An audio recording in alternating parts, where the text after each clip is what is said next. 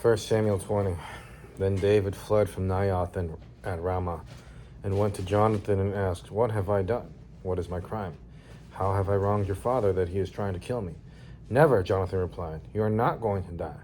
Look, my father doesn't do anything great or small without letting me know. Why would he hide this from me? It isn't so." But David took an oath and said, "Your father knows very well that I have found favor in your eyes." And he has said to himself, "Jonathan must not know this, or he will be grieved." Yet as surely as the Lord lives, and as you live, there is only a step between me and death." Jonathan said to David, "Whatever you want me to do, I'll do for you."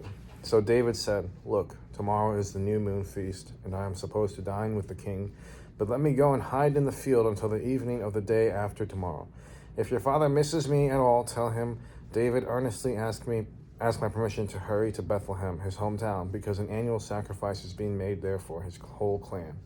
If he says, 'Very well,' then your servant is safe. But if he loses his temper, you can be sure that he is determined to harm me. As for you, show kindness to your servant, for you have brought him into a covenant with you before the Lord. If I am guilty, then kill me yourself. Why hand me over to your father?" "Never," Jonathan said. "If I had the least inkling that my father was determined to harm you, wouldn't I tell you?" David asked, "Who will tell me if your father answers you harshly?" "Come," Jonathan said, "let's go out into the field." So they went there together. Then Jonathan said to David, "I swear by the Lord, the God of Israel, that I will surely sound out my father by this time the day after tomorrow.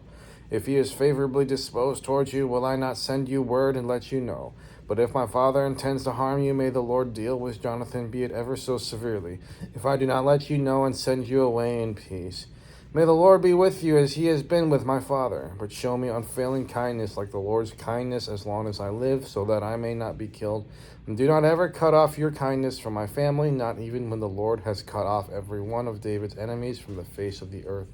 So Jonathan made a covenant with the house of David, saying, "May the Lord call David's enemies to account." And Jonathan had David reaffirm his oath out of love for him, because he loved him as he loved himself.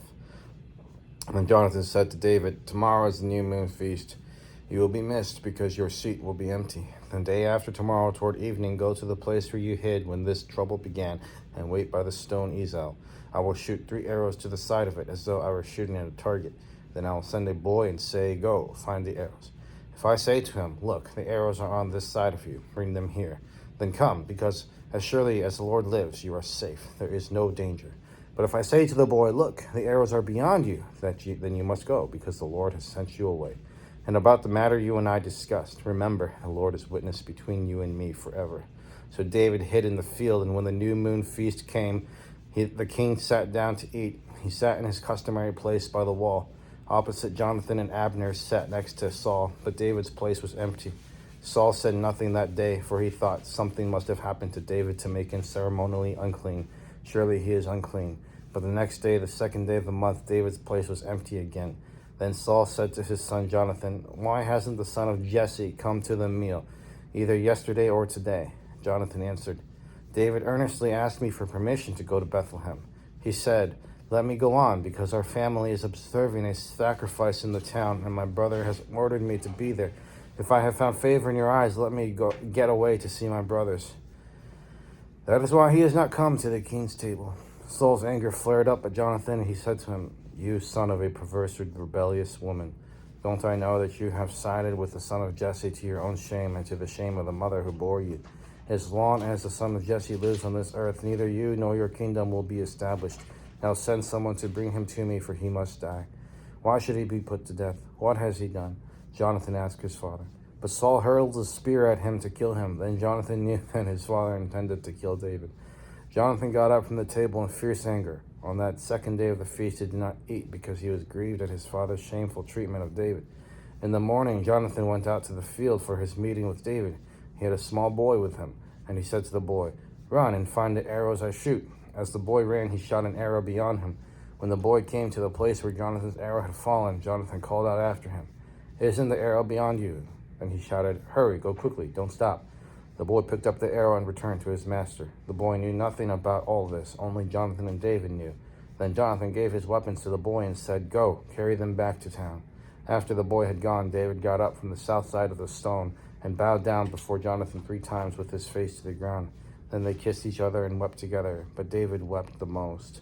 Jonathan said to David, "Go in peace, for we have sworn friendship with each other in the name of the Lord, saying, 'The Lord is witness between you and me, and between your descendants and my descendants forever.'" Then David left, and Jonathan went back to the town. Next is 1 Chronicles chapter 4. The descendants of Judah: Perez, Hezron, Carmi, Hur, and Shobal. Reiah, son of Shobal, was the father of Jahath, and Jahath the father of Humai and Lahad. These were the clans of Zorathites. These were the sons of Etam: Jezreel, Ishma, and Idbash. Their sister was named Hazelelponi.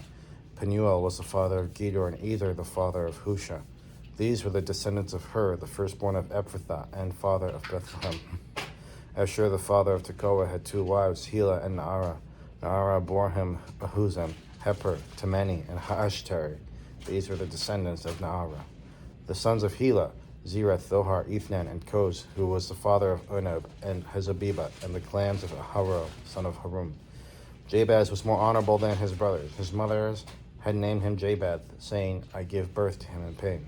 Jabez cried out to the God of Israel, "Oh, that you would bless me and enlarge my territory. Let your hand be with me and keep me from harm, so that I will be free from pain." And God granted his request. Caleb, Shuha's brother, was the father of Mahir, who was the father of Eshton. Eshton was the father of Beth Rapha, Paseah, and Tehinnah, the father of Nahash. These were the men of Rekah. The sons of Kenaz: Othniel and Sariah. The sons of Othniel: Hathath and Meonothai. Meonothai was the father of Ophrah. Sariah was the father of Joab, the father of Ge-Harashim. It was called this because its people were skilled workers. The sons of Caleb, son of Jepane: Iru, Elah, and Naam. The son of Elah: Kenaz. The sons of Jehalalel: Zippah, Tiriah, and Ezerel. The sons of Ezra: Jether, Mered, Epher, and Jalon. One of Mered's wives gave birth to Miriam, Shammai, and Ishba, the father of Eshtemoa. His wife from the tribe of Judah gave birth to Jered, the father of Gedor, Hebor, the father of Sokol, and Jekhthiel, the father of Zanoah. These were the children of Pharaoh's daughter, Bethiah, whom Mered had married. The sons of Hodiah's wife, the sister of Naham, the father of Keilah the Garment, and Eshtemoa the Maakathite. The sons of Shimon: Ammon, Rinah, Ben-Hanan, and Telon. The descendants of Ishi: Zoheth and Ben-Zoheth.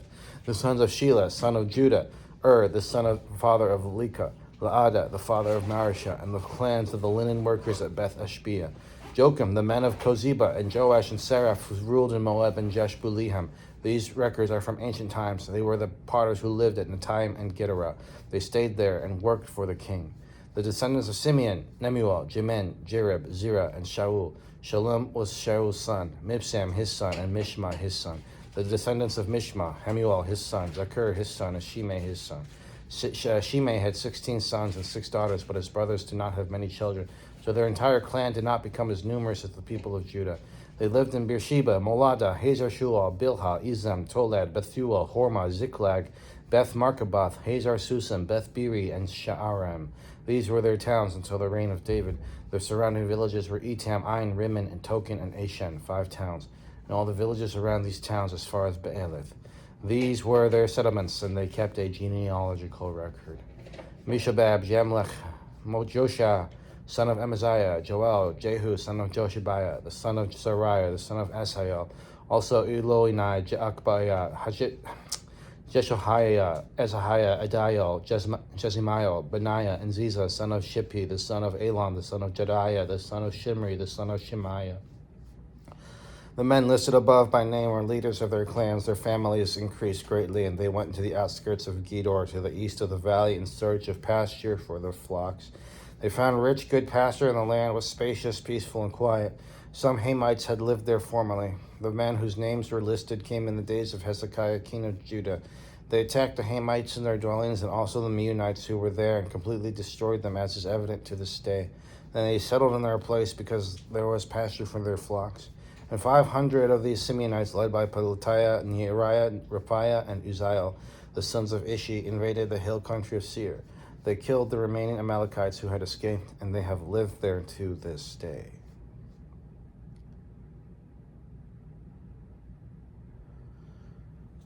All right, we have a couple of Psalms.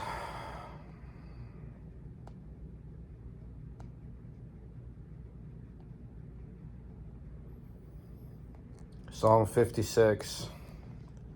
For the director of music, to the tune of A Dove on Distant Oaks of David, a miktam, when the Philistines had seized him in Gath. Be merciful to me, my God, for my enemies are in hot pursuit. All day long they press their attack. My adversaries pursue me all day long. In their pride many are attacking me. When I am afraid, I put my trust in you, in God, whose word I praise. In God I trust, and I am not afraid. What can mere mortals do to me? All day long they twist my words. All their schemes are for my ruin. They conspire, they lurk, they watch my steps, hoping to take my life. Because of their wickedness, do not let them escape. In your anger, God, bring the nations down. Record my misery. List my tears on your scroll. Are they not in your record? Then my enemies will turn back when I call for help. By this I will know that God is for me. In God, whose word I praise, in the Lord, whose word I praise, in God I trust, and am not afraid. What can man do to me? I am under vows to you, my God. I will present my thank offerings to you, for you have delivered me from death and my feet from stumbling, that I may walk before God in the light of life. Next is Psalm 57, for the director of music, to the tune of Do Not Destroy of David, a miktam, when he had fled from Saul into the cave. Have mercy on me, my God, have mercy on me, for in you I take refuge. I will take refuge in the shadow of your wings until the disaster has passed. I cry out to God Most High, to God who vindicates me. He sends me from heaven and saves me, rebuking those who hotly pursue me. God sends forth his love and his faithfulness. I am in the midst of lions. I am forced to dwell among ravenous beasts, men whose teeth are spears and arrows, whose tongues are sharp swords. Be exalted, O God, above the heavens. Let your glory be over all the earth. They spread a net for my feet. I was bowed down in distress. They dug a pit in my path, but they have fallen into it themselves. Oh, my heart, O God, is steadfast. My heart is steadfast. I will sing and make music. Awake, my soul. Awake, harp and lyre. I will awake in the dawn. I will praise you, Lord, among the nations. I will sing of you among the peoples. For great is your love, reaching to the heavens. Your faithfulness reaches to the skies. Be exalted, O God, above the heavens. Let your glory be over all the earth. Psalm 142.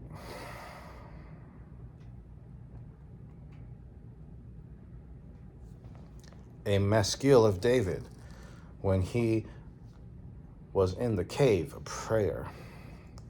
I cry aloud to the Lord. I lift up my voice to the Lord for mercy. I pour out before him my compliment. Before him I tell my trouble.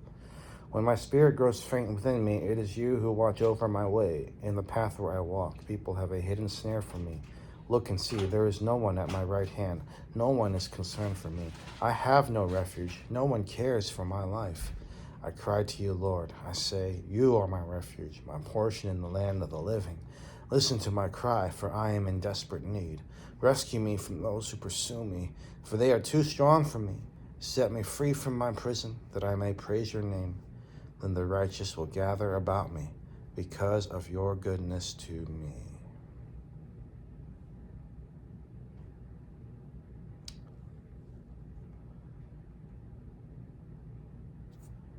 Acts chapter 14.